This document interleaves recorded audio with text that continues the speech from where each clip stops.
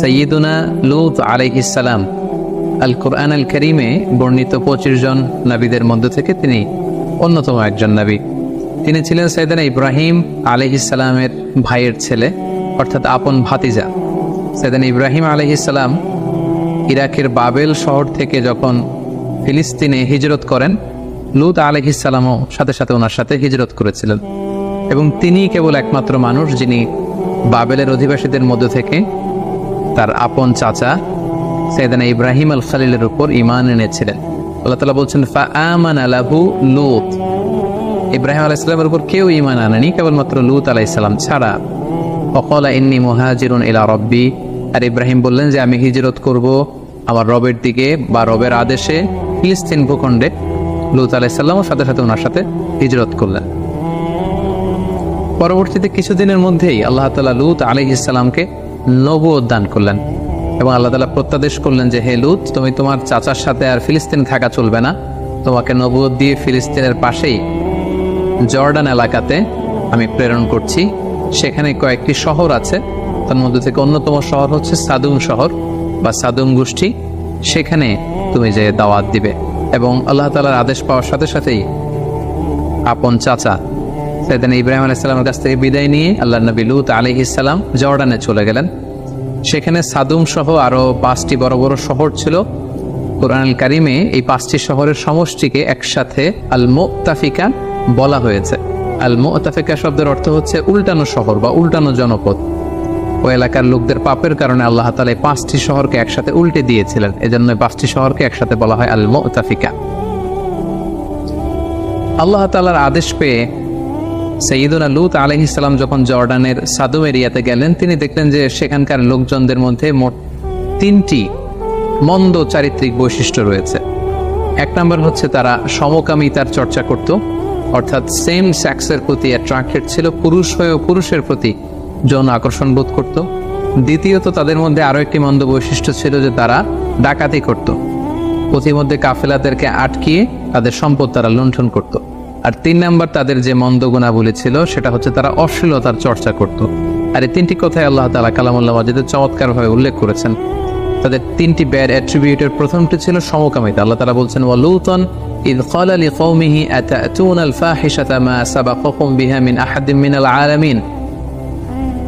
তিনি তার কওমের লোকদেরকে বলতে আরম্ভ করলেন যে তোমরা এই অশ্লীল কাজ পৃথিবীর মধ্যে করছো যেটা পৃথিবীতে এর আগে কখনো কেউ করেনি। ইন্নাকুম লাতাতুনার রিজালা শাহওয়াতাম মিন দুনিন নিসা, তোমরা পুরুষ হয়ে পুরুষদের প্রতি যৌন আকর্ষণ বোধ করছো, তোমরা নারীদের মাধ্যমে সেই ডিজায়ারকে ফুলফিল করতে চাচ্ছ না। বল আনতুম কওমুম মুসরিফুন, তোমরা তো অবাধ্য এক জাতি। তাহলে এই ছিল তাদের 1 number bad attribute. 2 number bad অ্যাট্রিবিউটের ব্যাপারে আল্লাহ বলছেন ওয়া তাকতাউনাস সাবিল, তোমরা ডাকাতি করো। 3 নাম্বার হচ্ছে ওয়া তাতুনা ফি নাদিকুমুল মুনকার, তাদের কিছু ক্লাব ছিল, নাইট ক্লাব, সেখানে তারা অশ্লীলতার চর্চা করত। তো সাইয়েদনা লূত আলাইহিস সালাম যখন এই বাজে কোয়ালিটিগুলো দেখলেন, তিনি যে সেখানে দ্বীনের দাওয়াত দেয়া শুরু করলেন। প্রথমেই যেই বিরোধের মুখোমুখি তিনি হলেন যে তারা কোনো ক্রমে এই সমকামিতা থেকে ফিরে আসবে না। তারা সমলিঙ্গের প্রতি যৌন আকর্ষণ বোধ করতো, যেটাকে আমরা ইংরেজিতে হোমোসেক্সুয়ালিটি বলি বা সডোমি বলি বা গে হওয়ার যে কালচার সেটা তাদের মধ্যে ছিল।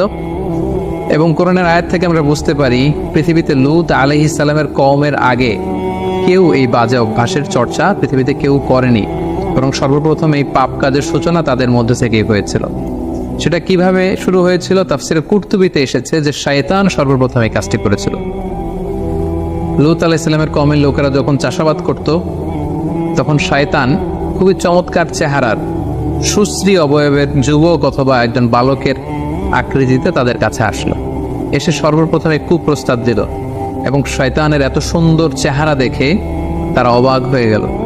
শয়তান তাদেরকে বলল, ছোট্ট বালক বা যুবকের সুশ্রী চেহারা বা অবয়ব নিয়ে তাদের কাছে এসে বলল যে তোমরা যদি আমার সাথে এমন এমন পাপ কাজ করো তাহলে তোমরা অনেক আনন্দ পাবে, এবং এই কথা আমি কাউকে বলে দিব না, তোমরা চাইলেই করতে পারো।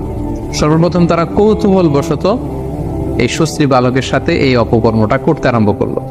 প্রতিদিনই এই ছেলেটা আসে, মানে শয়তান এই ছেলের আকৃতিতে আসে, এবং তাদের অনেকের মধ্যে এই বাজে স্বভাব শয়তান আস্তে আস্তে ডেভেলপ করতে লাগলো। শয়তান ঠিক ততদিন পর্যন্ত তাদের কাছে আসতে লাগলো যতদিন পর্যন্ত শয়তান নিশ্চিত হলো যে হ্যাঁ, এই অভ্যেসটা তাদের মধ্যে এখন পরিপূর্ণভাবে ডেভেলপ হয়ে গিয়েছে। আমি যদি নাও আসি, তারা নিজেরা নিজেদের মধ্যে এই কাজটি করবে। এটা যখন শয়তান নিশ্চিত হলো, শয়তান তাদের কাছে আসা বন্ধ করে দিল।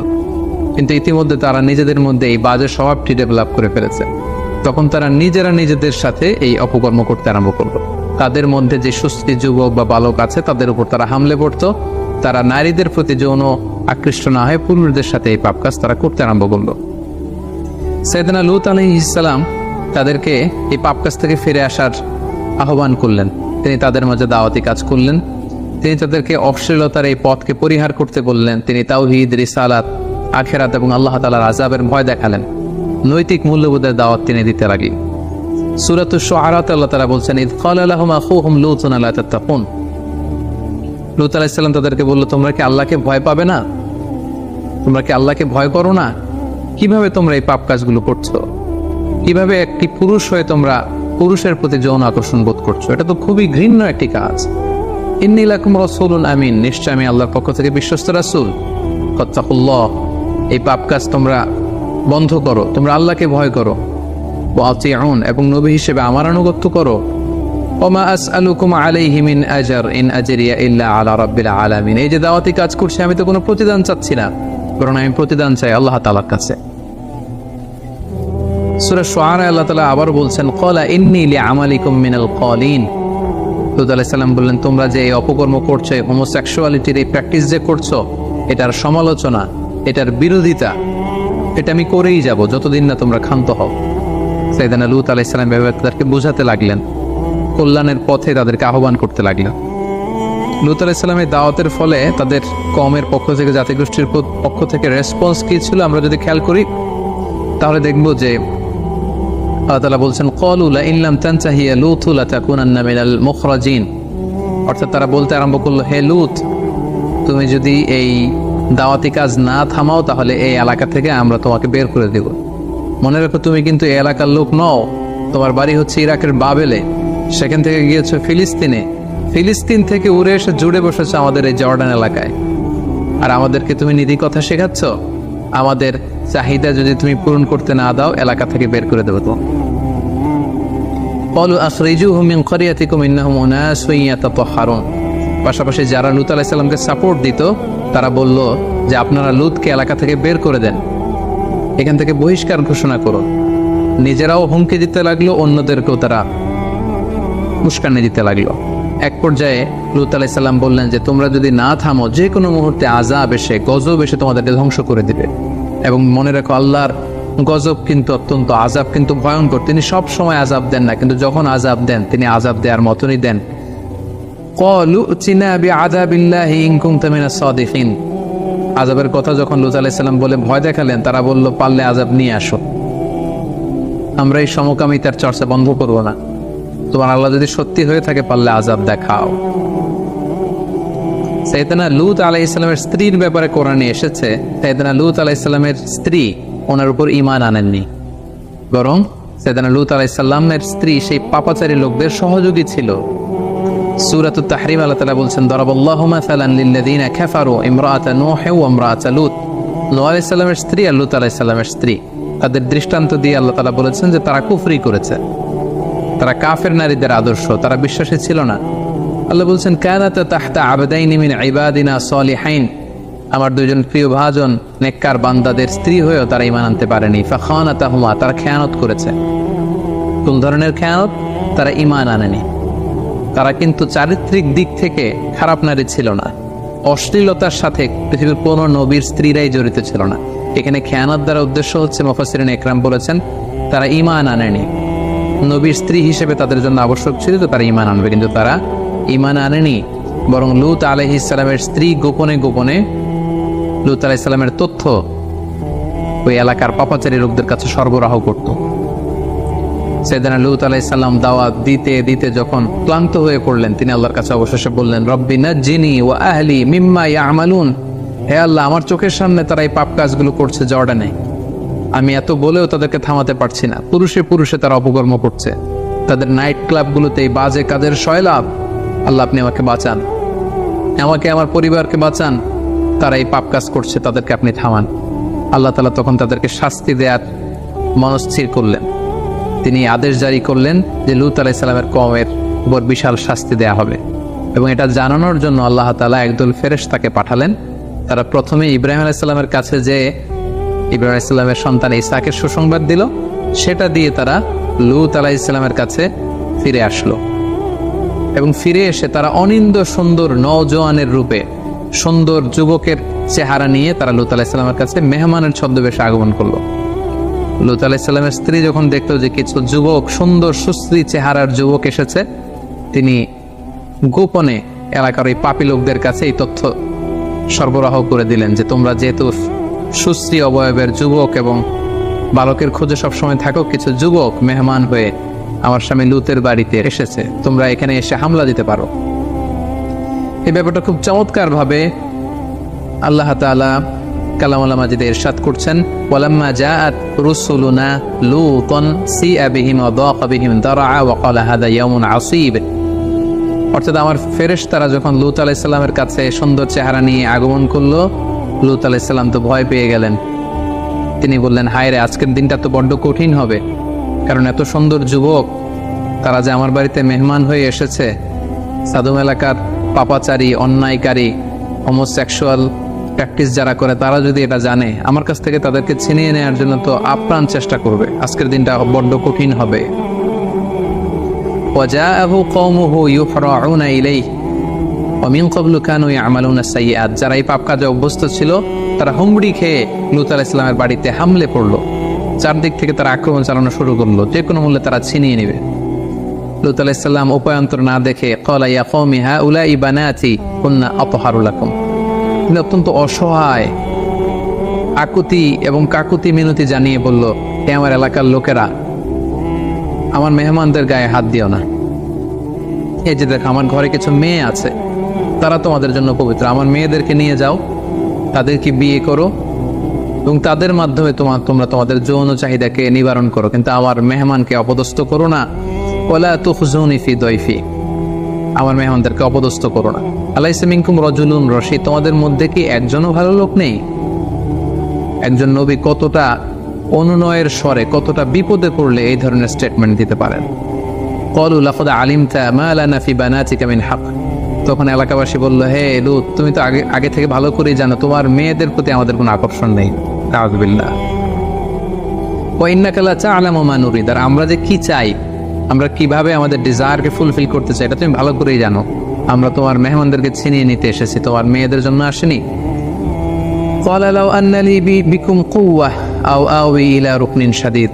আফসোস করে লূত আলাইহিস সালাম বললেন, হায় রে, কোনো একটা সাহায্যকারী যদি আমার থাকতো, যে আমাকে সাহায্য করবে, যার কাছে আমি আশ্রয় নিব।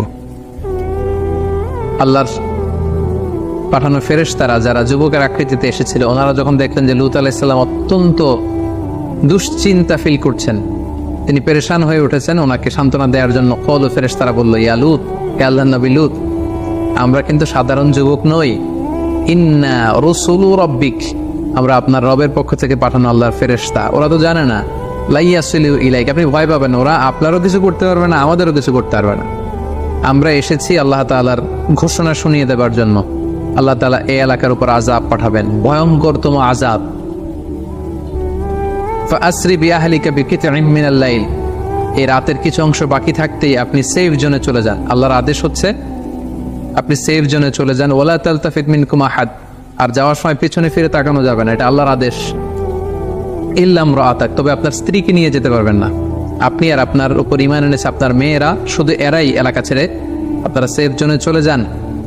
ইন্নাহু মুসিবুহা মা আসাবাহুম, আপনার এলাকাবাসীর নসিবে যা ঘটবে, আপনার স্ত্রীর ভাগ্যেও তাই ঘটবে, কারণ আপনার স্ত্রী আপনার উপর ঈমান আনেনি এবং আপনার গোপন তথ্যগুলো এলাকাবাসীর কাছে সে লিক করে দিত, প্রচার করে দিত। ইন্না মাওঈদাহুমুস সুবহ, আর আল্লাহর বেঁধে দেওয়া, আল্লাহর ফয়সালা হচ্ছে আযাবের সময়টা হচ্ছে ফজরের সময়। ফজরের সময় হতে না হতে আযাব নেমে আসবে। আলাইসা সুবহু বিকরিব, ফজর হতে তো বেশি দেরি নেই, তাড়াতাড়ি রাতের কিছু অংশ বাকি থাকতে চলে যান।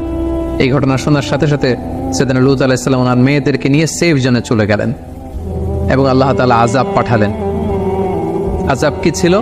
আযাবের প্রথম ধাপ ছিল সাইয়েদনা জিবরাইল আলাইহিস সালাম এসে পাখা দিয়ে এক ঝাপটা মেরে এলাকার সব পাপীগুলোর চোখগুলোকে অন্ধ বানিয়ে দিলেন। আল্লাহ তাআলা বলছেন ওয়ালাকাদ রাওয়াদুহু আন দাইফিহি ফাতামাসনা আ'য়ুনাহুম ফাযুকু আযাবি ওয়া নুযুর।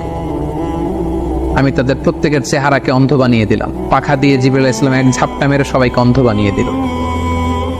ফাআখরাজনা মান কানা ফিহা মিনাল মুমিনিন, আল্লাহ বলেন আমি বিশ্বাসীদেরকে এলাকা থেকে বের করলাম। আর বিশ্বাসী কারা ছিল? শুধুমাত্র লূত আলাইহিস সালাম আর ওনার মেয়েরা। ফামা ওয়াজাদনা ফিহা গায়রা বাইতিন মিনাল মুসলিমিন, একটা মুসলিম পরিবার ছাড়া আমি একটা পরিবারও পাইনি, সেটা ছিল লূতের পরিবার। লূত আলাইহিস সালাম আর তার মেয়েরা সেফ জোনে চলে গেল। আল্লাহ তাআলা বললেন তখন আমি আসল শাস্তি পাঠালাম, সেটা কি? ফাজআলনা আলিয়াহা সাফিলাহা ওয়া আমতারনা আলাইহিম হিজারাতাম মিন সিজিল, আমি এই এলাকার উপরের মাটি নিচের মাটি উলট পালট করে দিলাম। সাইয়েদনা জিবরাইল আলাইহিস সালাম পাখার ঝাপটা দিয়ে সবাইকে অন্ধ বানিয়ে দিলেন। এরপর পাখা দিয়ে পুরো জর্ডানের শহরটাকে তিনি আকাশে তুলে উপুর করে ধপাস করে জমিনে আবার ফেলে দিলেন। ফলে নিচের মাটি চলে গেল উপরে, উপরের মাটি নিচে। আল্লাহ তাআলা বললেন ওয়া আমতারনা আলাইহিম হিজারাতাম মিন সিজিল, এরপর আমি উল্কা বৃষ্টি নাজিল করলাম, পাথরের বৃষ্টি নাজিল করে সালফার অ্যাসিড দিয়ে পুরো এলাকাটাকে ঝলসে দিয়ে উল্কা নিক্ষেপ করে করে পুরো জর্ডানের এই সাদুম এরিয়াটাকে আমি ধ্বংস করে দিলাম, ম্যাসাকার করে দিলাম, নাস্তানাবুদ করে দিলাম। সূরাতুন নাজম আল্লাহ তাআলা বলছেন ওয়াল মুতাফিকাতা আহওয়া, অর্থাৎ পুরো শহরটাকে উল্টে দিলেন। হি ডিস্ট্রয়েড দ্য ওভারটার্নড এন্ড ওভারথ্রোন সিটিজ, এটাকে জনপদ উল্টানো শহর বলা হয়। জিবরাইল আলাইহিস সালাম পুরো শহরটাকে মানুষ সহ আকাশে তুললেন, পুরো এলাকাবাসী চিৎকার হইচই করে পুরো এলাকাটা কাঁপিয়ে তুলল। জিবরাইল আলাইহিস সালাম পুরো শহরটাকে একসাথে উঠিয়ে আবার উল্টো করে জমিনের মধ্যে তিনি উপর করে ফেলে দিলেন। আল্লাহ তাআলা আকাশ থেকে পাথর আর উল্কা নিক্ষেপ করতে করতে পুরো জাতিটাকে শেষ করে দিল। আল্লাহ তাআলা কেন লূত আলাইহিস সালামের কওমের শহরটাকে উল্টে দিলেন? অন্য কোনো জাতিগোষ্ঠীকে তো আল্লাহ তাআলা এইভাবে উল্টানো শাস্তি দেননি। এর কারণ হচ্ছে তারা আল্লাহ তাআলার দেয়া যে প্রাকৃতিক সিস্টেম এটাকে উল্টে দিয়েছিল। কারণ আল্লাহ তাআলার দেয়া প্রাকৃতিক বিধান হচ্ছে নারী আকৃষ্ট হবে পুরুষের প্রতি, পুরুষ আকৃষ্ট হবে নারীর প্রতি। একজন পুরুষ বিবাহ করে একজন নারীর সঙ্গ পেয়ে তার সংস্পর্শে যেয়ে সে তার ডিজায়ারকে ফুলফিল করবে, এটা হচ্ছে প্রাকৃতিক নিয়ম, একটা ন্যাচারাল ল। তারা আল্লাহর দেয়া এই ন্যাচারাল ল প্রাকৃতিক নিয়মকে যেহেতু উল্টে দিয়েছে, সেজন্য আল্লাহ তাআলা তাদের শহরকে উল্টে দিয়ে এই কঠিন শাস্তির মুখোমুখি করে তাদেরকে মৃত্যু হতে পতিত করেছে। এবং এই এলাকাটাকে নিয়ে অনেক গবেষণা হয়েছে এবং জিওলজিস্ট বা ভূতত্ত্ববিদরা ওনারা পেয়েছেন যে এখানে গন্ধকের, যেটাকে সালফার বলে, সালফারের আগুন বর্ষিত হয়েছিল এই এরিয়াতে। এবং এখানকার মাটিতে প্রচুর পরিমাণে গন্ধক পাওয়া যায়। ন্যাট্রন ও পেট্রোল তো আছেই, এই এলাকাটাতে এত বেশি গন্ধকের উপস্থিতি আছে, এটাই উল্কা পতনের একটা অকাট্য প্রমাণ বৈজ্ঞানিকদের ভাষ্যমতে, যে এখানে উল্কা পতিত হয়েছিল, যেটাকে আল্লাহ তাআলা হিজারাতাম মিন সিজিল বলেছেন।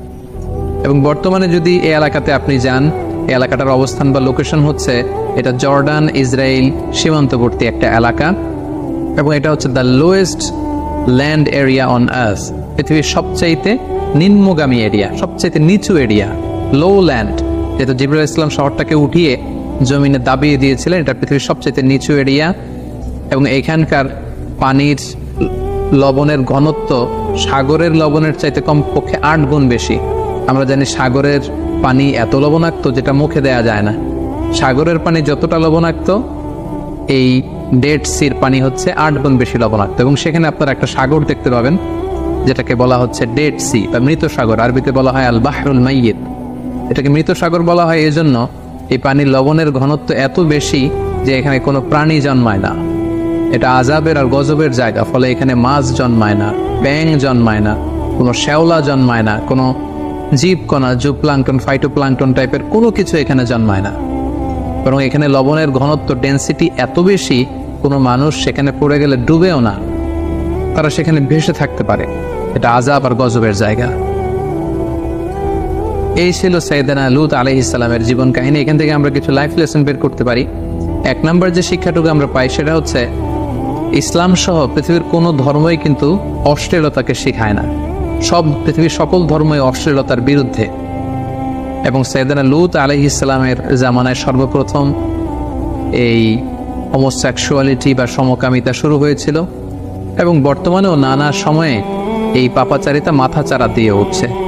সেটা কখনো LGBT রাইটসের নামে, সেটা কখনো গে কালচারের নামে। সো আমরা যারা বিশ্বাসীরা যারা রক্ষণশীলতায় বিশ্বাসী, আমাদের সমাজে যাতে এই পাপ পঙ্কিলতায় আবর্জনা যাতে ঢুকতে না পারে আমাদেরকে সচেতন থাকতে হবে। কারণ আমরা জানি যে ইসলাম হচ্ছে একটা ওয়েলফেয়ার লেজিসলেশন। ইসলামে যত বিধান দেওয়া হয় এটা আমাদের কল্যাণের জন্য, ভালোর জন্য দেওয়া হয়।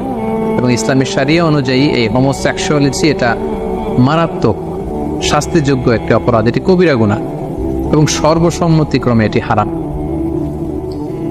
দ্বিতীয় যে ব্যাপারটি আমরা বলবো সেটা হচ্ছে এই যে সমকামিতার সমস্যা, পৃথিবীর ইউএস সহ ইউরোপের অনেক দেশে আপনারা শুনবেন যেটাকে লিগালাইজ করা হয়েছে। ইউরোপের অনেক স্টেটে, ইউএস এর অনেক স্টেটে, ইউরোপের অনেক দেশে, এবং এটা নিয়ে অনেক আন্দোলন চলছে।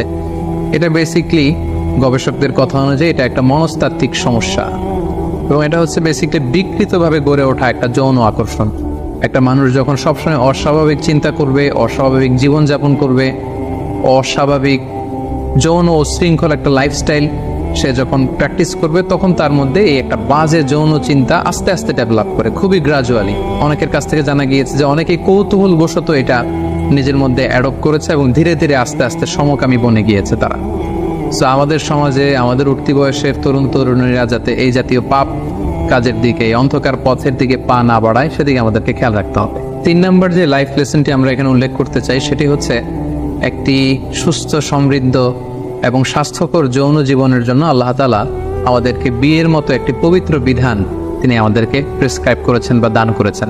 এবং ইসলামে বিয়ে বহির্ভূত সব ধরনের যৌন সম্পর্ক কমপ্লিটলি প্রহিবিটেড। কারণ এই বিয়ের মধ্যে বা এই বিয়ের বন্ধনে আছে মানসিক প্রশান্তি, এতে আছে সামাজিক একটা দায়বদ্ধতা এবং নতুন প্রজন্ম তৈরি করার একটা মাধ্যম। সমকামীদের ব্যাপারে শুধু এতটুকু আমরা বলতে চাই যে যারা এই পৃথিবীতে সমকামী আছে, পৃথিবীর সব সমকামীদেরকে একসাথে করে তাদেরকে যদি একটা স্বাধীন দেশের মধ্যে দিয়ে দেওয়া হয়, যে আপনাদেরকে একটা স্বাধীন দেশ দিয়ে দেওয়া হলো, সেই দেশের লোকদেরকে মাত্র 50 বছর সময় দিলেই তারা নিশ্চিহ্ন হয়ে যাবে। কারণ এখানে কোনো আউটপুট নেই, এই সম্পর্কে কোনো আউটপুট নেই, কোনো প্রশান্তি নেই। নারী যদি নারীর সাথে বিবাহ বন্ধনে আবদ্ধ হয়, পুরুষ যদি পুরুষের সাথে বিবাহ বন্ধনে আবদ্ধ হয়, এই জনগোষ্ঠীটাকে একটা আলাদা স্বাধীন রাষ্ট্র দিয়ে দেওয়া হলে তাদের নিশ্চিহ্ন হয়ে যাওয়ার জন্য সর্বোচ্চ 50 বছরের প্রয়োজন।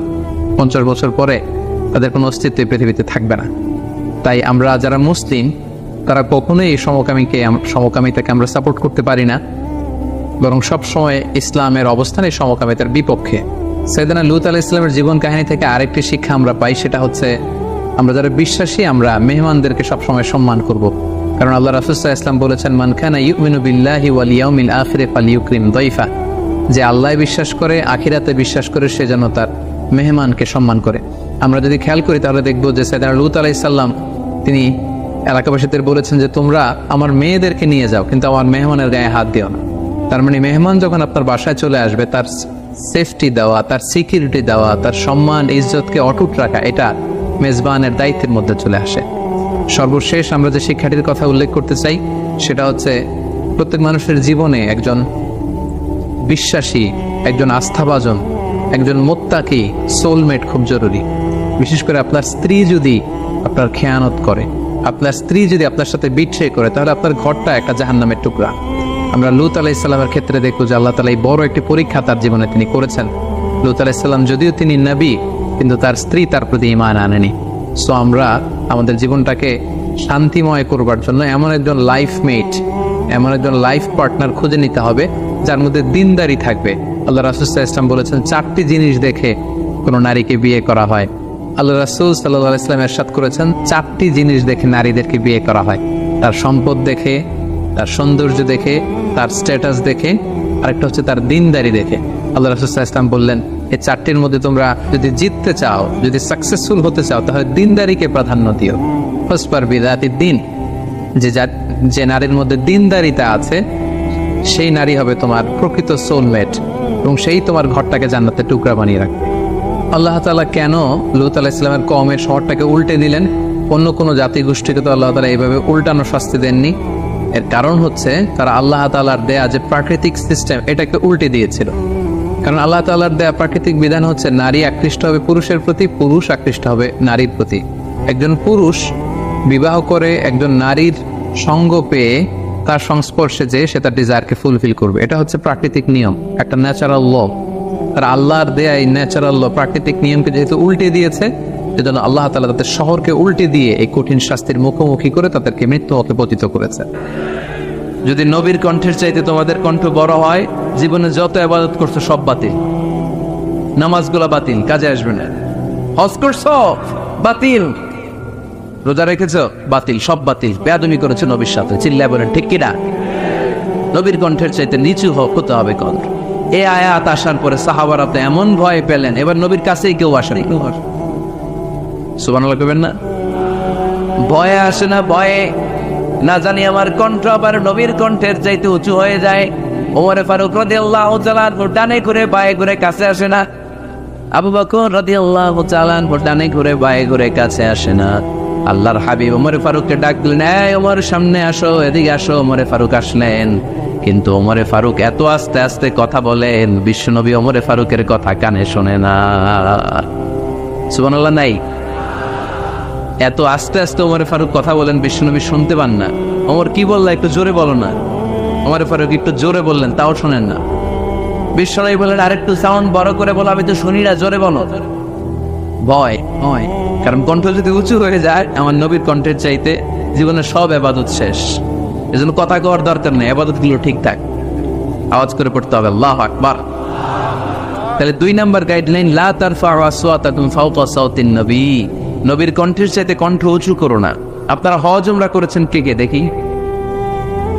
মাশাআল্লাহ, হাত নামান। যারা আমরা করি নাই, আমরা আল্লাহর কাছে কামনা করি, আল্লাহ আমাদেরকেও তুমি যাওয়ার তৌফিক দাও। আমরাও যেন আমার নবীর কবরের সামনে দাঁড়িয়ে নবীর সালাম পড়তে পারি, তৌফিক দাও। আমরাও যেন রাউদাতুম মিন রিয়াদিল জান্নাহ ঢুকে 2 রাকাত নামাজ পড়তে পারি, তৌফিক দাও। তোমার ঘরটা যেন তাওয়াফ করতে পারি, তৌফিক দাও। মক্কা মদিনার ঐতিহাসিক জায়গাগুলো যেন দেখে হৃদয়টারে ঠান্ডা করতে পারি, আল্লাহ তৌফিক দাও। তো যারা গিয়েছেন তারা জানেন, মসজিদে নববীতে নামাজের পরে আপনারা যখন পূর্ব দিকে, প্রথম কাতারের পূর্ব দিকে সবাই লাইন ধরে, লাইন ধরে যেতে যেতে প্রথমে বাম দিকে পড়ে রাউদাতুম মিন রিয়াদিল জান্নাহ, জান্নাতের বাগান সমূহ থেকে একটা বাগান। পুরো মসজিদে নববীর কার্পেটের এক কালার, ওই রাউদাতুম মিন রিয়াদিল জান্নাহর কার্পেটের আরেক কালার। আল্লাহ রাসূল সাল্লাল্লাহু আলাইহি ওয়াসাল্লামের ঘর আর মিম্বার এতটুকু জায়গাকে অন্য কালারের কার্পেট দেয়া হয়েছে। এটা দুনিয়ার বুকে জান্নাতের টুকরার মধ্যে থেকে একটা টুকরা। গণ সুবহানাল্লাহ। হাজিরা খুব ভিড় করে এখানে নামাজ পড়ার জন্য। এটা বাম দিকে পাবেন। এরপরে যেতে যেতে কিছু দূর যাওয়ার পরেই বাঁ দিকে পাবেন বিশ্বনবী সাল্লাল্লাহু আলাইহি ওয়াসাল্লামের কবর, আল কবর আশ-শরীফ। আমার নবী এখানে শুয়ে আছে। যেই নবীর কথা আজীবন ওয়াজে শুনলেন, যেই নবীরে নামাজের তাশাহুদে বসে সালাতু সালাম পড়ে শোনান, যে নবীর জন্য দেহের তাজা রক্ত আমরা বিলিয়ে দিতে রাজি, ওই নবীর কবরের সামনে যে যখন দাঁড়াবেন আর ভাববেন আমার আর নবীর থেকে ব্যবধান 5-6 হাত, এইখানে আমার নবী শুয়ে আছে, এইখানে আরই, আপনি কি ধৈর্য ধারণ করতে পারবেন? কথা বলেন, নিজেকে সামলে রাখতে পারবেন? আমার নবীর কোন উম্মত প্রথম যখন উমরা করতে যায়, হজ করতে যায়, নবীর কবরের সামনে দাঁড়িয়ে নিজেকে সামলে রাখতে পারে না, চিৎকার দিয়ে কান্না আসে, চোখ দিয়ে ধা ধা করে অশ্রু ঝরে। যেই নবীর ভালোবাসা আমার হৃদয়ের মধ্যখানে, আমার নবী নাকি শোয়া আছে এই জায়গায়, এই জায়গায় আমার নবী শোয়া। সহ্য হয় না, বুক ফেটে চিৎকার আসে, কিন্তু চিৎকার দেয়া যায় না। কারণ যে আয়াতের তাফসীর আপনাদেরকে শোনাচ্ছি, এই আয়াতটা বিষ্ণুনবীর কবরের উপরে লেখা, লা তারফাউ আসওয়াতাকুম ফাওকা সাওতিন নবী। তুমি নবীর দরবারে এসেছো, এখানে বড় গলায় আওয়াজ করে কোনো কথা বলা যাবে না, চিল্লায় বলেন ঠিক কি না? এই আয়াতটা আজও লেখা নবীর কবরের উপর, লা তারফাউ আসওয়াতাকুম ফাওকা সাওতিন নবী। এটা নবীর দরবার, এখানে চিৎকার চেঁচামেচি করে দরুদ পড়া যাবে না, লাফালাফি করা যাবে না, ভদ্রভাবে আন্তরিকতার সাথে বিনয়ের সাথে নবীরে সালাম দিতে হবে। সুবহানাল্লাহ পড়ে। আল্লাহ রাসূল সাল্লাল্লাহু আলাইহি ওয়াসাল্লাম আমাদের থেকে বিদায় নিলেন, কিন্তু এই আয়াতের হুকুম আজও আছে না নাই? অনুরূপ ভাবে যারা আমাদের উস্তাদ, মা বাবা, আধ্যাত্মিক নেতা, ধর্মীয় গুরু, ইসলামী আন্দোলনের নেতা, তাদের সামনেও উচ্চবাচ্য করে আওয়াজ করা যাবে, তাদের সাথে ভদ্র ভাষায় কথা বলার দরকার আছে না নাই? তাহলে 2টা গাইডলাইন আমরা পেলাম। প্রথম গাইডলাইন হচ্ছে আল্লাহ রাসূল যা বলেছে এটাই ফাইনাল। এটাই কি? কথা বুঝে নাই? আল্লাহ রাসূল যা দিয়েছে সেটা কি ফাইনাল। আর 2 নাম্বার হচ্ছে নবীর কণ্ঠের চাইতে কণ্ঠ উঁচু করা যাবে যাবে না। 3 নম্বরে আল্লাহ মুমিনদেরকে আবার ডাক দিলেন, বললেন ইয়া أيها الذين آمنوا إن جاءكم فاسق بنبأ فتبينوا কেউ যদি তোমাদের কাছে কোনো সংবাদ নিয়ে আসে সংবাদটা বিশ্বাস করার আগে যাচাই করে নাও। আদেশটা কার? জোরে বলেন। আমরা কিছু শুনলেই বিশ্বাস করি, এরকম আছে না নাই? যা শুনে তাই বিশ্বাস করে, এরকম করা যাবে? তো কি করবেন তাইলে? কি করতে হবে? ঠিক না বে ঠিক? হ্যাঁ, ঘটনাটা ঠিক না বে ঠিক, এটা আমাদেরকে যাচাই করতে হবে। You have to justify the news. You have to verify the report. Whatever you found in social media or Facebook, don't share. Think twice before you share, man. Share করার আগে দুইবার ভাববেন যে শেয়ার করবো কি করবো না। একটা কিছু পাইলেই শেয়ার মেরে দেয়, সে দিচ্ছে শেয়ার, তার বন্ধু দেয় শেয়ার, পুরা ফেসবুকের মধ্যে বাড়াবাড়ি আছে না নাই? আসলে এরকম কিছু ঘটেই নাই, আছে না নাই? খবরদার, আমরা খুব খুব বেশি পছন্দ করি রুমর, গুজব ছড়ানোর জন্য বাংলাদেশের পৃথিবীতে 1 নাম্বার। আমাদের চেয়ে কেউ বেশি গুজব ছড়াতে পারে। কিছুদিন আগে এরকম হইল না যে লবণের দাম বেড়ে গেছে? হ্যাঁ, ফরিদপুরে এগুলো হয় নাই তো না? এই বাজারেও লবণ ছিল না তখন? কয় বস্তা? এক একজন 2 বস্তা করে। আপনি কয় বস্তা নিছেন? নেন নাই? তো এই যে দেখেন গুজবের কারণে আসলে লবণ পর্যাপ্ত। তারা আমাদের দেশের লবণ থাকবে না, লবণ থাকবে কই? লবণের দেশের মানুষ, ঠিক কিনা? পর্যাপ্ত পরিমাণ লবণ আছে। আমাদের যে লবণ মজুদ আছে আমাদের দেশের চাহিদা মিটিয়ে পাশে ইন্ডিয়াতে বা মিয়ানমারও কিছু সাপ্লাই করা সম্ভব, এত লবণ আছে আলহামদুলিল্লাহ। পড়েন তো এই যে লোকজন বেশি দাম দিয়ে লবণ কেন কিনলো? গুজব। আমরা কি গুজব মানব? গুজব এটারে আজকে আমরা নো বলে দিব। নো। কি বলবেন? এত আস্তে গুজবকে আমরা কি বলবো? নো। গুজবে কান দিবেন না। প্রায় দেখবেন সোশ্যাল মিডিয়াতে অমুক নেতার গোপন ভিডিও ফাঁস। তো অমুক নেতার গোপন ভিডিও ফাঁস হয়েছে, আপনার কি সমস্যা? আপনার এত ভালো লাগে কেন? আপনার ভিডিও তো কয়দিন পরে ফাঁস হবে, তখন আপনি কি করবেন? এই সমস্ত আজে বাজে কাজে যাবেন। অমুক নেতার কি ফাঁস হয়েছে, কি গোপন ভিডিও, কি স্ক্যান্ডাল, এগুলো নিয়ে কখনো মুমিনদের মাথা ব্যথা থাকতে পারে? মুমিন চাইলেই যে কোনো জিনিস শেয়ার দিতে পারে না। আপনি লা ইলাহা পড়েছেন, এই লা ইলাহা যেন তেন কোনো বাণী নয়। এই লা ইলাহার ঘোষণা দিয়ে যে মুমিন হয়, তার হাতগুলো আল্লাহর কাছে একেবারে সারেন্ডার, তার জিহ্বাটা সারেন্ডার, তার চোখগুলো সারেন্ডার, তার কানগুলো সারেন্ডার। সে চাইলেই মন যা চায় তা করতে পারে না, ঠিক কিনা? আপনার কান দিয়ে যা শুনতে বলছে শুনতে পারবেন। কেন পারেন না? কারণ আপনি মুমিন, ঠিক কিনা? চোখ দিয়ে যা দেখতে মন চায় দেখা যায়। যেন কানে শুনি সদা তোমার কালাম, এ খোদা চোখে যেন দেখি শুধু কোরআনের আয়াত। শোনো আমার মোনাজাত, শোনো শোনো ইয়া ইলাহি আমার মোনাজাত, শোনো আমার মোনাজাত। পড়েন আমিন। তাহলে ফাতাবাইয়ানু, নিউজ একটা শুনলেই আমরা শেয়ার দিব না ভাই, আমরা একটু চেক করব, ক্রস চেক, ডাবল চেক, নির্ভরযোগ্য তথ্যসূত্র তালাশ করব যে আসলে এই ঘটনাটা ঘটছে কিনা। 100% যখন আপনি confirm, then you may share in Facebook, that's not a big deal. দেন শেয়ার দেন, জনসচেতনতার জন্য শেয়ার দেন, সমস্যা নাই। কিন্তু না জেনে শেয়ার দেওয়া যাবে? কথা বলেন। আল্লাহ রাসূল সাল্লাল্লাহু আলাইহি ওয়াসাল্লামের জীবনে এরকম একটা ঘটনা ঘটেছিল। হারিস বিন মিরার রাদিয়াল্লাহু তাআলা বনুল মুস্তালিকের যুদ্ধে জেতার পরে হারিস বিন মিরারকে বিশ্বনবী দায়িত্ব দিলেন যে হারিস বিন মিরার, তুমি এই এলাকার নেতা, কি করতে হবে আমাদের? বিশ্বনবী বললেন নামাজ পড়বা, রমাদানের রোজা রাখবা, যাকাত আদায় করবা। মেরার বলে তাহলে যাকাত নেন। বিশ্বনবী বললেন না, 1 বছর পূর্ণ হওয়ার পরে যাকাত দিতে হয়। যাকাত কয় বছর পর পর? যাকাত প্রতিদিন দেয়া লাগে। হালানিল হাউল, 1 বছর যখন হবে আমি আমার সাহাবী পাঠাবো মদিনা থেকে, তখন দিয়ে দিও। বিশ্বনবী চলে গেলেন। 1 বছর পরে এক সাহাবীকে রেডি করলেন, যাকাতের সম্পদ নিয়ে আসো বনুল মুস্তালিকের পক্ষ থেকে, ওই সাহাবীর নাম হচ্ছে ওয়ালিদ ইবনে উকবা। বিশ্বনবী ডেকে বললেন, ওয়ালিদ যাও, 1 বছর সময় অতিক্রান্ত হয়েছে, বনুল মুস্তালিকের লোকদের যত যাকাতের সম্পদ জমা হয়েছে নিয়ে আসো। সাইয়েদনা ওয়ালিদ ইবনে উকবা যখন সম্পদ আনার জন্য বের হলেন, ওইদিকে বনুল মুস্তালিকের লোকেরা শুনতে পেল বিশ্বনবীর পাঠানো সাহাবী ওনাদের এলাকায় শুভাগমন করবে। ওই সাহাবীকে লাল গাড়িচার সংবর্ধনা দেওয়ার জন্য সেনাবাহিনী সহ পুরো এলাকা থেকে সব সৈন্যবাহিনী সহ তারা মরুভূমির মধ্যে এসে দাঁড়িয়ে রয়েছে। সুবহানাল্লাহ পড়ে। নবীর সাহাবীর আগমন হবে, নবীর সাহাবীর শুভাগমন। উনি এসে আমাদের এলাকার যাকাতের টাকা কালেকশন করে নিয়ে যাবে, ওনাকে সংবর্ধনা দিব, বের হও।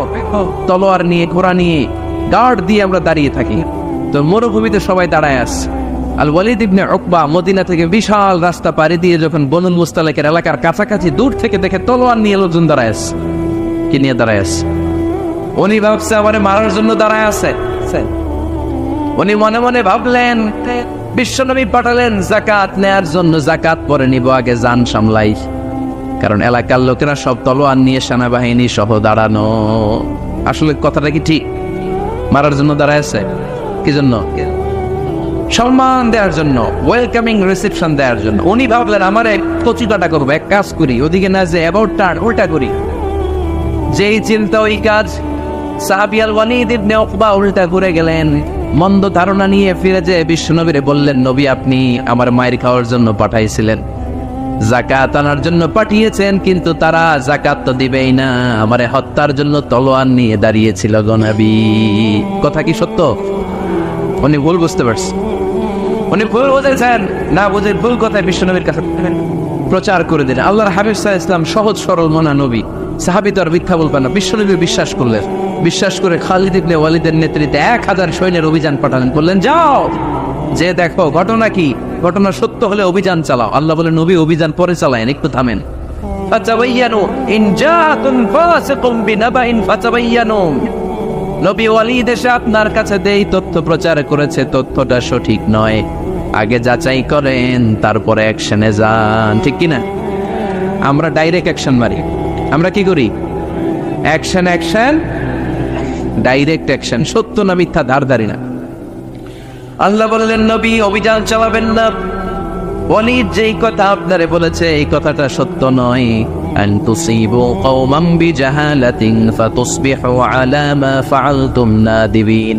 আপনি যদি ওই মুসলমানদের এলাকায় না জেনে অভিযান পাঠান, এই অভিযানে যদি কেউ মারা যায়, প্রত্যেকটা মৃত্যুর দায়ভার কিন্তু আপনার কাঁধেই বর্তাবে গো নবী। ঠিক কি না? এই যে আপনি চেক না করে, জাস্টিফাই না করে, নিশ্চিত না হয়ে ওয়ালিদের কথায় বিশ্বাস করেই বনুল মুস্তালিককে অ্যাটাক করার জন্য 1000 সৈন্যবাহিনী পাঠালেন। ওরা যদি আক্রমণ করতো, কেউ যদি মারা যেত, এই দায়ভার কার? আমার নবীর। ঠিক কিনা? নবীকে শিখানোর মাধ্যমে আল্লাহ তাআলা গোটা উম্মতকে শিখাই দিলেন, ইন জাআকুম ফাসিকুম বিনাবাইন ফাতাবায়ানু। কেউ যদি খবর নিয়ে আসে, শুনেই বিশ্বাস করো না, আগে যাচাই করো, আগে চেক করো, তারপরে বিশ্বাস করবা। ঠিক কিনা? তাহলে এখন থেকে একটা কিছু শুনলে বিশ্বাস করবেন? একজন এসে বলল, ভাইজান আপনার মেয়েরে দেখলাম আরেক ছেলের সাথে বাজারে ঘোরাফেরা করে, ওই রমনার বটমূলে দেখলাম আপনার মেয়ে আরেক ছেলের নিয়ে ফষ্টি নষ্টি করে। লোকের কথা বিশ্বাস করে বাসায় যে মেয়ের চুলের মধ্যে ধরে মাইর, আইজো মার কাইলো মাইর। এরকম হইতে পারে না? হয়তো ওই লোক আপনার মেয়ের মতো দেখতে আরেক মেয়েকে দেখছে। এরকম হয় কিনা সমাজে? একজন এসে বললো, ভাই আপনি এখানে বাবিরও তো দেখলাম ওই জায়গায় আরেক লোকের সাথে ঘোরাফেরা করতেছে, খবর রাখেন না বাসার? আপনি দেখে মেঘে ঘটনা কি? আমার খেয়ে আমার পরে আরেকজনের সাথে, যে এই বাড়িতে যে মাই, কোনো কথা নেই। দেখবেন যে ছোট্ট মারামারি থেকে এই ঘটনা অনেক সময় বিচ্ছেদ বা ডিভোর্স পর্যন্ত গড়ায়। ঠিক কিনা? ওই যে শোনা কথায় কান দিয়েছেন, ফাতাবায়ানু, আপনি চেক করেন নাই। হয়তো আপনার স্ত্রীর মতো দেখতে বা আপনার স্ত্রী যে জামা পরে, যে পোশাক পরে, এরকম পোশাক পরে আরেক নারীকে দেখছে, আপনার বউ না এটা। আপনার মেয়ের ব্যাপারে যে তথ্য দিয়েছে এটা সঠিক নয়, সে আপনার মেয়ের মতো আরেকটা মেয়েকে দেখেছে, এসে আপনার কাছে বলে দিছে, আপনিও বিশ্বাস করছেন। ভেজাল আছে না নাই? এই ভেজালগুলোকে থামানোর জন্য কোরআনে এই বিধানগুলো নাজিল করেছে কে? তাহলে ফরিদপুরের ভাইরা 3 নাম্বার গাইডলাইন, সমাজটাকে সুন্দর রাখার তথ্য একটা শুনলেই বিশ্বাস করবেন না। সিলে কান নিয়ে গেছে, শুনলেই সিলের পিছনে দৌড় নাকি? কি করবেন? আগে কানে হাত দিয়ে একটু দেখবো কান দুইটা আছে না নাই।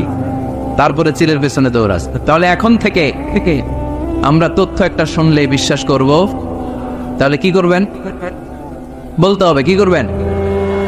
যাচাই বাছাই, জাস্টিফিকেশন অফ দ্য নিউজ। কোন নিউজ জাস্টিফিকেশন ছাড়া আমরা প্রচার করব, বিশ্বাস করব, শেয়ার করব না। 4 নম্বরে আল্লাহ বললেন, ইয়া আইয়ুহাল্লাযীনা আমানু লা ইয়াসখার কওমুম মিন কওম। ওহে আমার ঈমানদার বান্দারা, শোনো শোনো, খবরদার কখনো কোনো মুমিন বান্দারে ঠাট্টা করো না, অবজ্ঞা করো না, ঠাট্টা করো না। তার মনে কষ্ট হয় এমন কোনো কথা তারে বলো না। Never scoff off anybody. কাউকে নিয়ে ঠাট্টা করবে না, তার দেহ নিয়ে, তার আকৃতি নিয়ে, তার বংশ নিয়ে। এক লোকের বাবা ছিল চোর, কিন্তু তার ছেলে অনেক ভালো। আপনি কি তারা বলতে পারবেন তুই চোরের ঘরের চোর? বলতে পারবেন? চুরি করছে বাবা, ওর কি দোষ? কথা বলেন। এগুলো কবিরা গুনাহ। আওয়াজ করে বলেন তো কি গুনাহ? কবিরা গুনাহ। কারো আকৃতি নিয়ে, আমার ফরিদপুরের কলিজার টুকরা যুবক ভাইরা, কারো আকৃতি নিয়ে কখনো অবজ্ঞা করবে না, তুচ্ছ জ্ঞান করবে না। এটা কবিরা গুনাহ, এটা আল্লাহ খুব অপছন্দ করেন। এর কারণ আকৃতিটা আমাদের হাতে নাই। আমাদের কারো নাক লম্বা, কারো খাটো, আমরা কেউ কালো, কেউ সাদা, আমরা কেউ স্মার্ট, কেউ অন্যরকম। তো এই যে আমাদের এক এক ধরনের আকৃতি, এটা কি আমি বানাইছি? আপনি বানাইছেন? দিছে কে? এজন্য কারো দেহের গঠন নিয়ে যদি আপনি অবজ্ঞা করেন, এটা প্রক্ষান্তরে আপনি স্রষ্টাকে নিয়ে অবজ্ঞা করলেন। কারো দেহের আকৃতি নিয়ে যদি আপনি তুচ্ছ করেন, তাকে তুচ্ছ করেননি, আমার রবকে আপনি তুচ্ছ করেছেন। চিল্লায় বলেন ঠিক কি না? খবরদার, তুই কালু, তুই লম্বু, তুই মোটু, তুই কানা, তুই রোহিঙ্গা, আছে না নাই? ইদানিং এটা খুব চলে। এই রোহিঙ্গা নামটা আছে না? ফরিদপুরে এগুলো ঢুকে নাই না? আমাদের ওইদিকে দেখি কি অবস্থা, কারোর সাথে কেউ লাগলেই তুই রোহিঙ্গা। কি আশ্চর্য, এই গালি কবে আসলো? হ্যাঁ, অনেক ধরনের গালি। ঢাকায় আর একটা চলে ফইন্নির ভূত, কি বলে? এই এগুলো আগে শুনে নেই আমরা, রিসেন্ট এগুলো বলা শুরু করছে, ফইন্নির ভূত, রোহিঙ্গা। না, এগুলো বলে আপনি কাউকে অবজ্ঞা করতে পারবেন? পারবেন না। খবরদার, এটা কবিরা গুনাহ, এটা ছোট গুনাহ মনে করবেন না। কারণ আকৃতি নিয়ে তুচ্ছ করা যায় না, কারণ আকৃতি দান করেছে কে? ওয়াল্লাযী ইউসাউইরুকুম ফিল আরহামি কাইফা ইয়াশা লা ইলাহা ইল্লা হুয়াল আজিজুল হাকীম। তিনি এমন সত্তা যিনি তোমাদের চেহারার অবয়ব দিয়েছেন, তোমাদের আকৃতি দান করেছেন তখন যখন তোমরা মায়ের পেটের ভেতরে ছোট্ট জোকের মতো ছিলা। মায়ের পেটের ভেতরে আমরা যখন সবাই এত ছোট্ট, তখনই আমাদের চেহারার আকৃতি দিয়েছে কে? কে সুন্দর হব, কে ছেলে হব, কে মেয়ে হব, কে মোটা হব, কে চিকন হব? আমার ইচ্ছা বেশি?